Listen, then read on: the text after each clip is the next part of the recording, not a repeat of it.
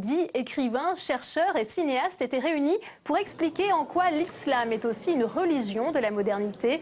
Mission difficile après le 11 septembre 2001, comme nous l'explique Barry Zacharie, vice-présidente socialiste du Sénat au micro de Louis Sibyl. Dans le passé, c'était l'islam de la tolérance, c'était l'islam de la protection des minorités. Et aujourd'hui, ça n'est plus qu'Al-Qaïda, ça n'est plus que des fatwas, ça n'est plus que la burqa. Que s'est-il passé? Il y a eu le 11 septembre qui a été un traumatisme mondial et qui a fait énormément de mal à l'islam. Moi, je me définis comme farouchement laïque et sereinement musulmane.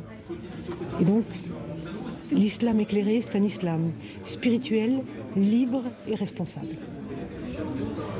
Et nous sommes intéressés ce soir à la formation des imams. Comment peut-elle cohabiter avec les lois de la République? Voyez ce reportage de Julien Cholin tourné en région parisienne. Ici, on forme des imams à la française.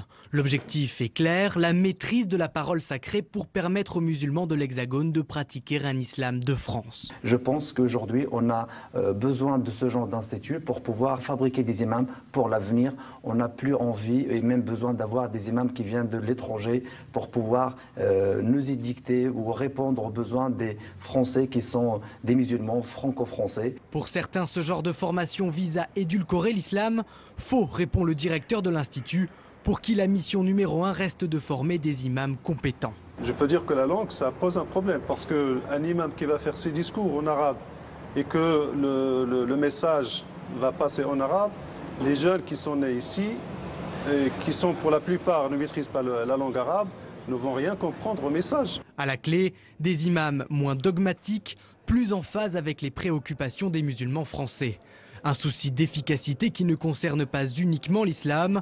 À l'Institut catholique de Paris, une formation propose aux religieux des différentes confessions de mieux appréhender la laïcité à la française.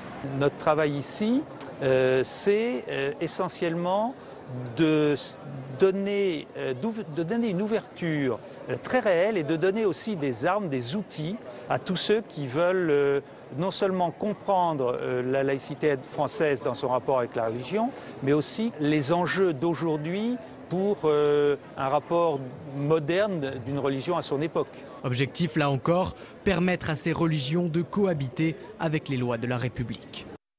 Et les invités de 20